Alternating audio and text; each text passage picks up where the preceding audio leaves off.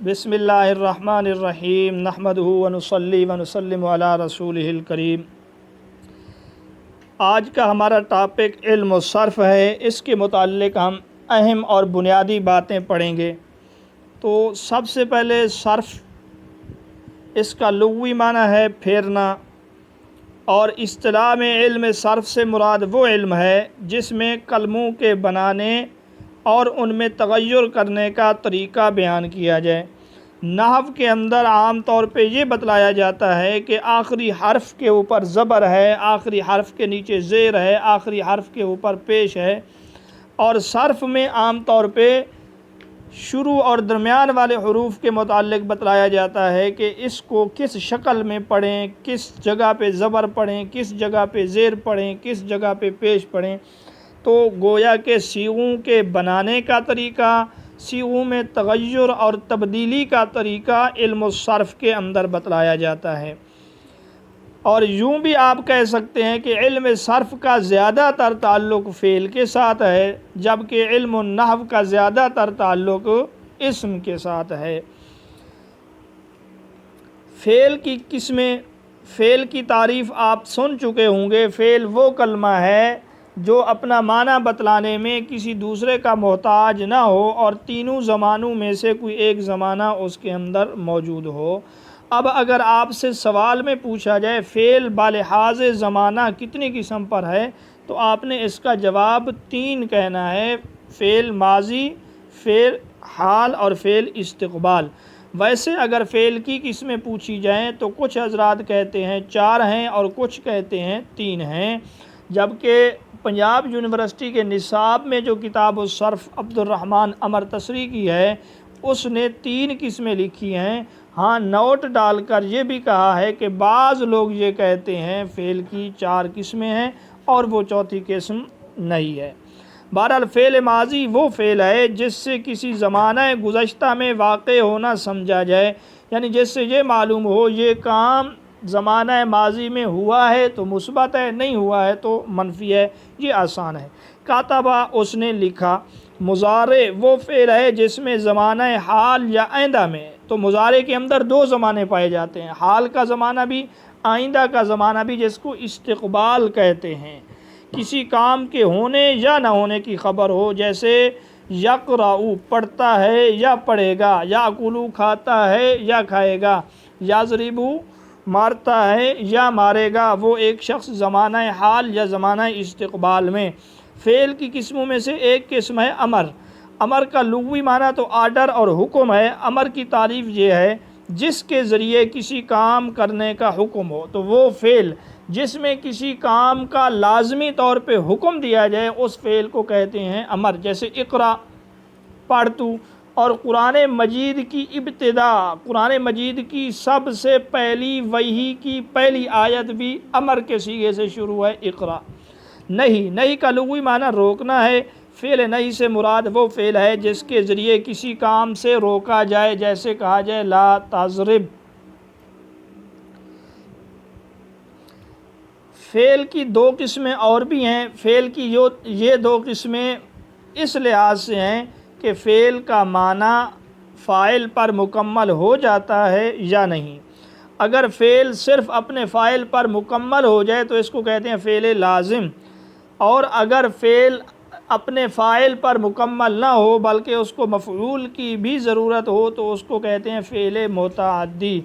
اب فعل لازم کی مثال جیسے ذهب زید، زید گیا۔ اب جانا زید کے ساتھ ہی مکمل ہو گیا، اس کے لیے کسی اور چیز کی ضرورت نہیں، تو اس کو فعل لازم کہتے ہیں۔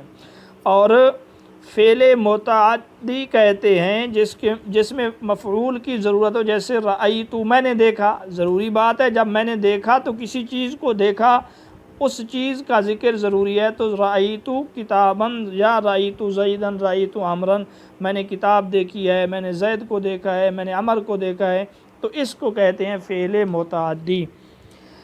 اسی طرح فعل کی 2 قسمیں اور ہیں: فعل معروف، یہ عمل کے لحاظ سے، اور فعل مجہول۔ فعل معروف اس فعل کو کہتے ہیں جس کی نسبت فاعل کی طرف ہو، یعنی وہ فعل جس کا کام کرنے والا معلوم ہو تو وہ معروف ہے، جیسے ضرب زید، یہ ہم مکمل علم النحو کے لیکچر میں بتلا چکے ہیں۔ اور اگر فاعل معلوم نہ ہو تو اس کو فعل مجہول کہتے ہیں۔ فعل مثبت اور فعل منفی، یعنی اگر ماضی یا مضارع میں کسی کام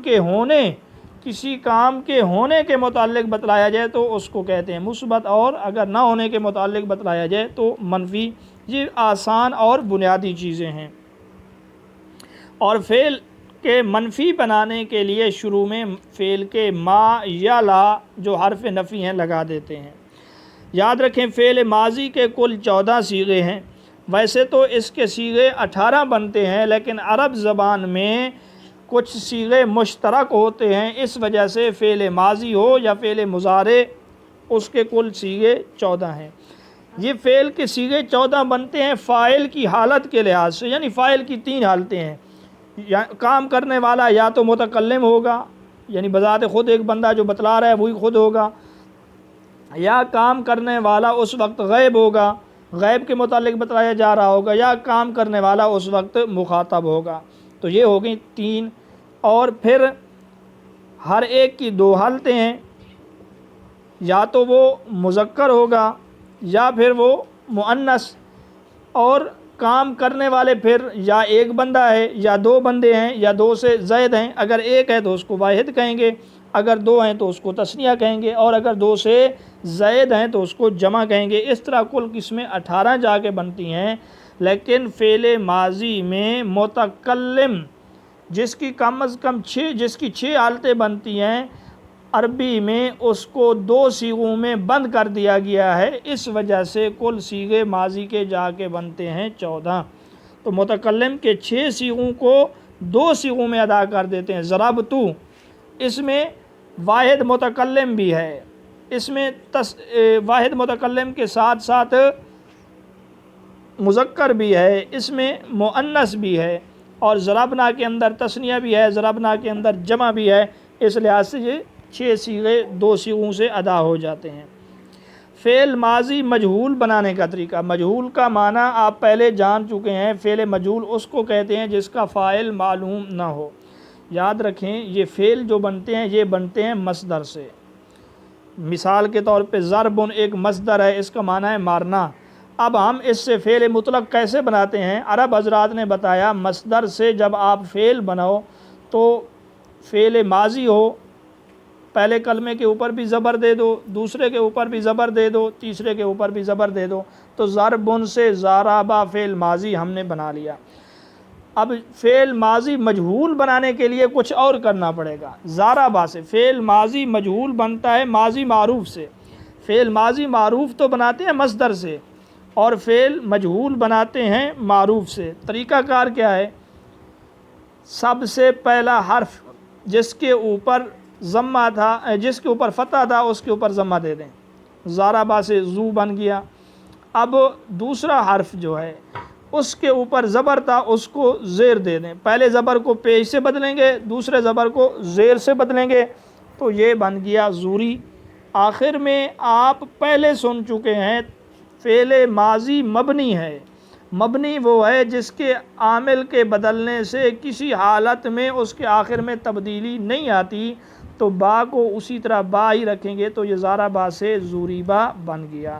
بہرحال اگر آپ سے پوچھا جائے فعل ماضی مجہول کو کیسے سے بناتے ہیں، تو آپ نے کہنا ہے فعل ماضی مجہول کو فعل ماضی معروف سے بناتے ہیں۔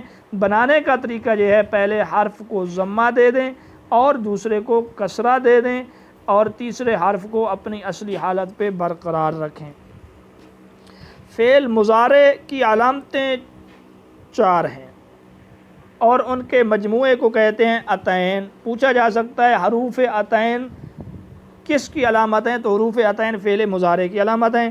اور فعل مضارع کے بنانے کا طریقہ یہ ہے کہ فعل مضارع کو فعل ماضی سے بناتے ہیں۔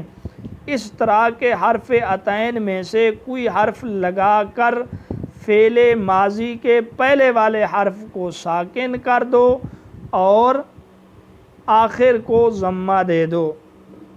اب حرف عطین کون سے ہیں؟ حرف عطین ہیں الف تا یا نون۔ الف جو ہے یہ صرف ایک صیغہ کے شروع میں ہے، واحد متکلم اضربو، اور عطین میں دوسرے نمبر پر ہے تا، یہ تا 8 سیغوں کے شروع میں آتی ہے، واحد مؤنث غائب اور تثنیہ مؤنث غائب، تضربو تضربانی۔ اسی طرح مؤنث اور مذکر مخاطب کے تمام صیغوں میں، یہ 6 صیغے ہیں، یعنی واحد مذکر مخاطب، تثنیہ مذکر مخاطب، جمع مذکر مخاطب، واحد مؤنث مخاطب، تثنیہ مؤنث مخاطب اور جمع مؤنث مخاطب۔ تو یہ کل 8 صیغے ہیں جن کے شروع میں حرف تا کو لگاتے ہیں، وہ تضربو، تضربانی، تضربونا، تضربینا، تضربانی، تضربنا، 6 صیغے یہ ہو گئے، اور 2 صیغے جو تھے مؤنث غائب کے تھے۔ اور عطین میں تیسرے نمبر پہ حرف ہے یا، یہ 4 صیغوں سے پہلے آتی ہے، مذکر غائب کے 3 صیغے، یضربو، یضربانی، یضربونا، اور جمع مؤنث غائب کا صیغہ یضربنا۔ بہرحال آپ نے یاد اس جگہ پہ یہ رکھیں کہ مضارع کی علامتیں حرف عطین ہیں، اور یہ حرف عطین میں الف 1 صیغہ کے شروع میں، تا 8 صیغوں کے شروع میں، یا 4 صیغوں کے شروع میں، اور نون بھی صرف 1 صیغہ کے شروع میں ہے، وہ ہے نضربو، جمع متکلم کا صیغہ۔ ماضی کی قسمیں، یہ ماضی کی قسمیں جو ہیں معنی کے لحاظ سے ہیں، معنی کے لحاظ سے ماضی کی قسمیں 6 ہیں۔ ایک کو کہتے ہیں ماضی مطلق، یعنی ماضی مطلق وہ ماضی ہے جس میں یہ نہیں بتلایا جاتا کہ یہ کام زمانہ قریب میں ہوا، زمانہ بعید میں ہوا، بس اس میں کسی قید، کسی خصوصیت کے بغیر یہ بتلایا جاتا ہے کہ یہ کام زمانہ ماضی میں ہوا، اس کو کہتے ہیں ماضی مطلق، جیسے ضرب، عام اور سادہ ماضی جس کو کہتے ہیں، سمپل ماضی۔ اور دوسرے نمبر پر ہے ماضی قریب، کچھ کام ہوئے تو زمانہ گزشتہ میں ہوتے ہیں لیکن ان کا زمانہ اتنا گزرا ہوا نہیں ہوتا، تو عربی زبان میں اس کے بتلانے کے لیے ایک طریقہ کار ہے، وہ یہ ہے کہ ماضی کے شروع میں قد لگا دو، فعل ماضی کے شروع میں قد لگا دو، قد ضربا، کہ ابھی ابھی اس نے مارا، یعنی زیادہ ٹائم نہیں گزرا۔ اور ماضی استمراری، استمرار کا معنی کسی چیز کا تسلسل، کسی چیز کو جاری رکھنا۔ بعض اوقات زمانہ ماضی میں کچھ کام ایسے ہوئے ہوتے ہیں یا نہیں ہوئے ہوتے جن میں استمرار ہوتا ہے کہ تسلسل کے ساتھ یہ چیزیں ہوئی ہیں، تو اس کو بتلانے کے لیے فعل مضارع کے شروع میں کان لگاتے ہیں۔ یہاں پہ آپ یاد رکھیں استمراری اور ماضی بعید میں معمولی سا فرق ہے، لگاتے دونوں کے شروع میں کانا ہیں، لیکن استمراری کے لیے فعل ماضی استمراری کے لیے مضارع کا صیغہ لانا پڑتا ہے، اس کے شروع میں کانا، جیسے کانا یضرب، وہ تو زمانہ گزشتہ میں مارا کرتا تھا، یعنی بس وہ مارتا رہا ہے۔ کانا یکتب، وہ زمانہ ماضی میں لکھتا رہا ہے۔ کانا یقرأ، وہ زمانہ ماضی میں پڑھتا رہا ہے، یعنی تسلسل کے ساتھ اس نے یہ کام کیے ہیں۔ اور ماضی بعید کے شروع میں بھی لفظ کانا لگاتے ہیں، یہ افعال ناقصہ میں سے جو لفظ کانا ہے وہ لگاتے ہیں، لیکن ماضی بعید میں ماضی کے شروع میں، ماضی استمراری میں مضارع کے شروع میں کانا لگاتے ہیں۔ اب ماضی بعید کی مثال آپ سن لیں، کانا کاتبا، کہ وہ بہت پرانے زمانے میں اس نے پڑھا ہے، اس کے بعد اس نے پڑھنا لکھا ہے، اس کے بعد اس نے لکھنا چھوڑ دیا وغیرہ۔ اسی طرح ایک ہے ماضی کی قسم ماضی شکی یا ماضی احتمالی، یعنی بعض اوقات بندے کو شک ہوتا ہے، احتمال کہ زمانہ ماضی میں یہ کام ہوا ہے یا نہیں ہوا، تو جس طرح اردو زبان اور دیگر زبانوں میں اس کے ادا کرنے کا اپنا طریقہ ہے، اسی طرح عربی زبان میں ماضی شکی اور ماضی احتمالی کے لیے اس طرح کرتے ہیں کہ لعل لگا دیتے ہیں، ماضی کے شروع میں لعل لگا دیتے ہیں، جیسے لعل ما ضربا، شاید کہ اس نے زمانہ ماضی میں مارا ہے، لعل ما قرأ، شاید کہ وہ زمانہ ماضی میں پڑھتا رہا ہے، پڑھا ہے اس نے۔ تو ماضی شکی کے لیے یا ماضی احتمالی کے لیے آپ صرف یہ بات یاد رکھیں کہ اس کی علامت لعل ہے۔ ماضی تمنا، تمنا کا معنی کسی چیز کی حسرت، آرزو، خواہش، تو ماضی تمنائی کا معنی یہ ہوتا ہے زمانہ گزشتہ میں کسی کام کی خواہش یا آرزو پر دلالت کرنا۔ اس کا طریقہ یہ ہے کہ ماضی کے شروع میں لیتا کا لفظ لگاتے ہیں. تو لیتا اور لعل میں آپ نے فرق یہ یاد رکھیں، لعل ہے ماضی شکی کے لیے اور لیتا ہے ماضی تمنا کے لیے، آرزو کے لیے. جیسے کوئی زمانہ حال میں اللہ نہ کرے فعل ہو جائے تو پھر وہ کہے کہ لیتا قراتو، لیتا ما قراتو، کہ میں زمانہ ماضی میں کاش افسوس پڑھ لیتا. تو یہ چیزیں تمنا میں شامل ہیں. کاش کے زمانہ ماضی میں ایسا ہوا ہوتا، کاش کے زمانہ ماضی میں اس کو مرتا، میں زمانہ ماضی میں پڑھ لیتا. بہرحال یہ یاد رکھیں، ماضی استمراری صرف فعل مضارع سے بناتے ہیں. باقی جو ماضی کی قسمیں ہیں، ماضی مطلق ہو، ماضی قریب ہو، ماضی بعید ہو، ماضی شکی ہو، ماضی تمنائی ہو، وہ سب ماضی ہی سے بناتے ہیں. صرف ماضی استمراری کے لیے صیغہ مضارع کا اور اس کے شروع میں کانا. فعل مضارع کی تعریف میں آپ سن چکے ہیں. فعل مضارع اس فعل کو کہتے ہیں جس میں حال کا زمانہ بھی پایا جائے اور استقبال کا زمانہ بھی پایا جائے. لیکن کبھی کبھی ایسے بھی ہوتا ہے، ہم نے بتلانا ہے کہ اس جگہ پہ حال ہی کا زمانہ مراد ہے، استقبال کا زمانہ مراد نہیں ہے. اور کبھی ہمیں اس کا الٹ بتلانا پڑتا ہے کہ اس جگہ جو فعل مضارع کا صیغہ آیا ہوا ہے اس سے زمانہ استقبال مراد ہے، زمانہ حال مراد نہیں ہے. تو اس کے لیے عرب زبان میں قاعدہ یہ ہے کہ اگر مضارع کے شروع میں لام مفتوحہ، یعنی وہ لام جس کے اوپر زبر ہو، وہ لگا دیں تو اس صورت میں مضارع حال کے ساتھ خاص ہو جاتا ہے. یہاں امتحان میں پوچھا جا سکتا ہے مضارع کے شروع میں لام مفتوحہ لگانے سے مضارع کا معنی خاص ہو جاتا ہے ماضی کے ساتھ، حال کے ساتھ، استقبال کے ساتھ. تو آپ نے جواب میں لگانا ہے حال کے ساتھ. یہ لام لفظوں میں کوئی عمل نہیں کرتا، یہ صرف معنی میں عمل کرتا ہے، باقی لفظی شکل وہی باقی رہتی ہے مضارع کی. اسی طرح سین یا سوفہ لگانے سے، مضارع کے شروع میں سین یا سوفہ لگانے سے مضارع خاص ہو جائے گا استقبال کے ساتھ. اس صورت میں مضارع سے حال والا معنی کٹ ہو جائے گا. نون تاکید کی دو قسمیں ہیں. بعض اوقات بات کو پختہ کرنے کے لیے، جس طرح ہر زبان میں بات کو پختہ کرنے کے لیے خاص خاص الفاظ ہیں، اسی طرح عربی میں بات کو پختہ کرنے کے لیے ایک تو شروع میں لام تاکید لگاتے ہیں، تاکید کا معنی بھی پختہ کرنا، اور فعل کے آخر میں پختگی کے لیے نون تاکید لگاتے ہیں. اس نون تاکید کی دو قسمیں ہیں، ایک کو کہتے ہیں نون ثقیلہ، ایک کو کہتے ہیں نون خفیفہ. ثقیلہ کا معنی ثقل، بھاری، مشدد، چونکہ وہ نون مشدد ہے، بھاری ہے، تمام صیغوں میں آتا ہے، اس کو کہتے ہیں نون ثقیلہ. اور دوسرے کو کہتے ہیں جو نون ساکن ہے اس میں تخفیف ہے، اس وجہ سے اس کو کہتے ہیں نون خفیفہ. بہرحال آپ یاد رکھیں نون تاکید کی دو قسمیں ہیں. امر حاضر معروف کے کل 6 صیغے ہیں. اسی طرح امر حاضر معروف فعل مضارع معروف سے بنتا ہے. اس کے بنانے کے متعلق پوچھا جا سکتا ہے کہ یہ امر حاضر معروف کہاں سے بنتا ہے، ماضی سے، مضارع سے، نئی سے؟ تو فعل مضارع سے. پھر فعل مضارع کی بھی آگے قسمیں ہیں نا، فعل مضارع معروف، مجہول، فعل مضارع حاضر غائب. تو فعل مضارع معروف سے اس کو بناتے ہیں. باقی اس کے بنانے کا طریقہ جو ہے وہ تفصیلی ہے، اس جگہ اس کے بتلانے کی گنجائش نہیں ہے.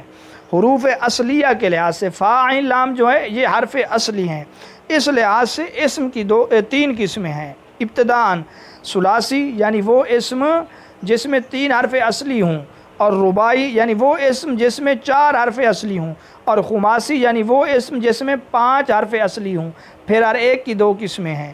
3 حرف اصلی سے زائد کوئی حرف ہے یا نہیں ہے، اگر نہیں تو اس کو کہیں گے ثلاثی مجرد، اور اگر 3 حرف اصلی بھی ہیں اس کے ساتھ حرف زائد بھی ہے اس کو کہیں گے ثلاثی مزید فی. اسی طرح رباعی مجرد، اسی طرح رباعی مزید فی، اسی طرح خماسی مجرد، اسی طرح خماسی مزید فی. بہرحال اس لحاظ سے اسم کی کل قسمیں جا کے بنتی ہیں 6: ثلاثی مجرد، ثلاثی مزید فی، رباعی مجرد، رباعی مزید فی، خماسی مجرد، خماسی مزید فی.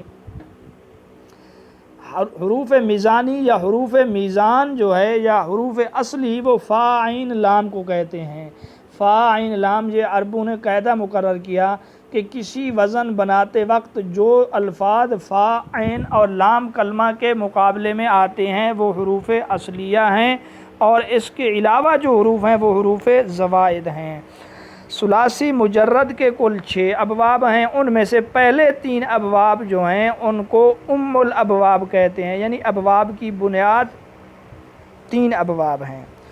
ثلاثی مجرد کی تعریف یہ ہے جس کے ماضی کے پہلے صیغے میں صرف ثلاثی مجرد ہو یا رباعی مجرد ہو، جو بھی ہو، اس کے لیے معیار اور پیمانہ جو ہے نا وہ واحد مذکر غیب کا صیغہ ہے۔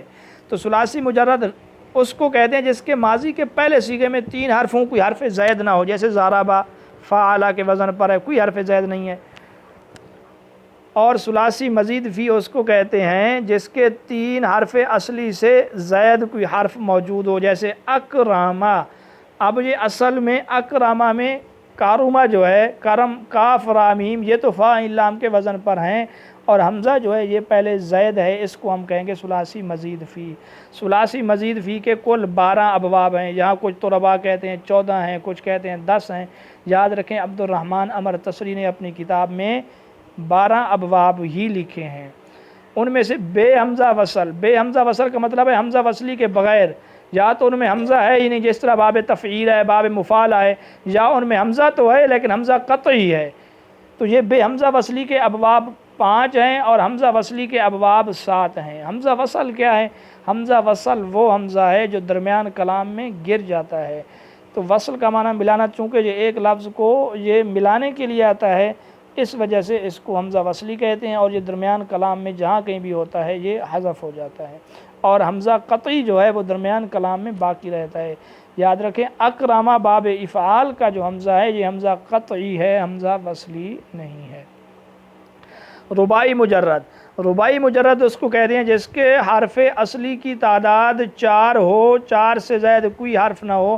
رباعی مجرد کا صرف ایک باب ہے، فعلالۃ دحرجۃ دحرجا یدحرج دحرجۃ فهو مدحرج۔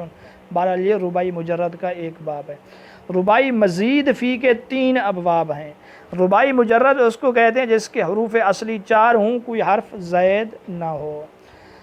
حروف علت جو ہیں 3 ہیں، واو الف یا، ان کو حروف علت کہتے ہیں۔ علت کا معنی بیمار ہونا، چونکہ یہ حروف بھی اس طرح بیمار ہیں کہ کبھی کلام میں آتے ہیں، کبھی گر جاتے ہیں، کبھی ان کے اوپر بہت قسم کی تبدیلیاں آتی ہیں، اس وجہ سے ان کو کہتے ہیں حروف علت۔ اور جس کلمے میں حرف علت ہو اس کلمہ کو کہتے ہیں معتل، کہ اس میں حرف علت ہے۔ مثلا زیدن، یہ زید معتل ہے کیونکہ اس میں حرف علت یا آیا ہوا ہے۔